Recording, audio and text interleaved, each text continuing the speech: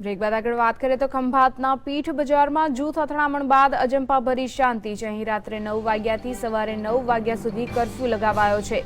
જૂથ અથડામણ બાદ દુકાનો અને વાહનોમાં આગ ચંપી કરવામાં આવી હતી, જે બાદ સમગ્ર વિસ્તારને પોલીસ છાવણીમાં ફેરવી દેવાયો છે। સોમવારે સામાન્ય ઝઘડો થયો હતો, જેની અદાવતમાં મંગળવારે એકાએક ટોળા સામે આવી જતા અથડામણ સર્જાઈ હતી, જેમાં 15 દુકાનોને સળગાવી દેવામાં આવી હતી। જૂથ અથડામણના પગલે સમગ્ર વિસ્તારમાં ભયનો માહોલ સર્જાયો હતો અને સમગ્ર વિસ્તારમાં કર્ફ્યુ લગાવી દેવાયો હતો। તો બીજી તરફ આ અથડામણમાં પીએસઆઈ પણ ઈજાગ્રસ્ત થતા સારવાર માટે હોસ્પિટલ ખસેડાયા હતા। અમારા સ્ટાફ ઉપર અને અમારા કર્મચારીઓને મારવામાં આવ્યા પબ્લિક તરફથી અને ગાડીઓને નુકસાન કરવામાં આવ્યું। પથ્થરમારો અમારી ગાડીઓ ઉપર કરી। કુલ 5 દુકાનોમાં આગ લગાડી છે। 3-4 ટુ વ્હીલર છે, બીજી બાઇકો છે ને ધાર્મિક સ્થળો ઉપર આગ લગાડવામાં આવી છે। બે પક્ષ તરફથી સામે સામે પથ્થરમારો કરીને ઘણું નુકસાન કરવામાં આવ્યું છે।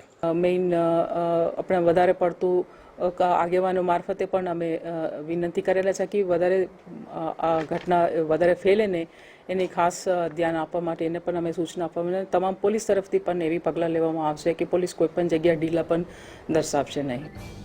તો આ વિશે વધુ વાતચીત કરે મારા સંવાદદાતા અનિલ સાથે। જી અનિલ, જૂથ અથડામણ બાદ હાલ કર્ફ્યુ લગાવાયો છે, હાલ કેવી પરિસ્થિતિ છે ત્યાં? જી સોનલ, તમે જણાવી દઉં કે ગઈકાલે બપોરે 3 થી 4 ની આસપાસ અચાનક બે જૂથો વચ્ચે મારામારી થઈ હતી। તે દરમિયાન મોટી સંખ્યામાં લોકોએ જાનમાલને નુકસાન કરવામાં આવ્યું છે। આ જાનમાલની નુકસાનમાં 7 થી 8 દુકાનોને આગ લગાવી હતી, એક મકાનને આગ લગાવી હતી, તેમજ 3 થી 4 નાના મોટા વાહનોને પણ આગ લગાવી હતી।